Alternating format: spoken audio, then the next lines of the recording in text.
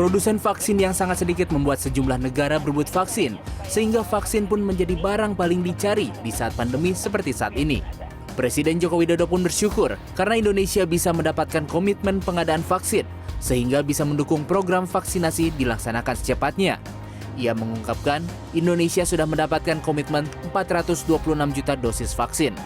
Hal tersebut disampaikan Kepala Negara saat membuka Musyawarah Nasional ke-6 Asosiasi Pemerintah Kota Seluruh Indonesia atau APEKSIS secara virtual di Istana Negara Jakarta Kamis pagi. Jokowi mengungkapkan untuk mendapatkan komitmen tersebut tidaklah mudah. Sejak Agustus 2020, pemerintah sudah melakukan langkah pendekatan kepada produsen-produsen vaksin. Sebagaimana diketahui, target perampungan vaksinasi butuh waktu 15 bulan.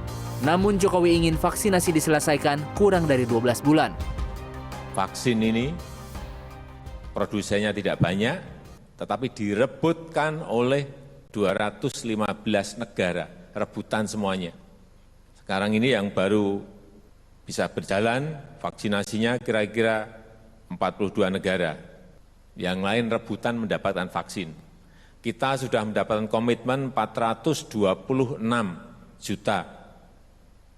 Ini alhamdulillah karena memang sejak awal, sejak Agustus kita sudah mulai pendekatan dengan produsen-produsen vaksin. Sebelumnya dalam sebuah laporan dari Bloomberg, Indonesia diperkirakan membutuhkan waktu lebih dari 10 tahun untuk melakukan vaksinasi terhadap 75% penduduknya. Bloomberg mendapatkan data dari tren vaksinasi harian yang dilakukan di setiap negara.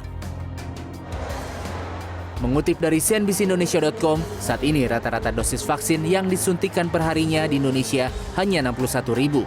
Jika tren ini terus bertahan alias stagnan, maka memang benar perhitungan Bloomberg tersebut, Indonesia butuh lebih dari 10 tahun untuk mencapai 75% populasi tervaksinasi. Padahal untuk mencapai kekebalan komunal dalam waktu 1 tahun, setidaknya 1 juta dosis vaksin per hari harus disuntikan. Maka dari itu, dosis penyuntikan vaksin harus ditingkatkan secara drastis agar target kekebalan komunal bisa tercapai dalam 1 tahun.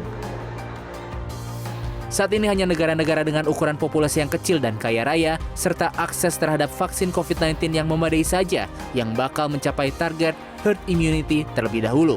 Maka dari itu, ketimpangan akses terhadap vaksin COVID-19 dan juga perbedaan kecepatan vaksinasi membuat pemulihan ekonomi global juga tidak akan terjadi secara seragam.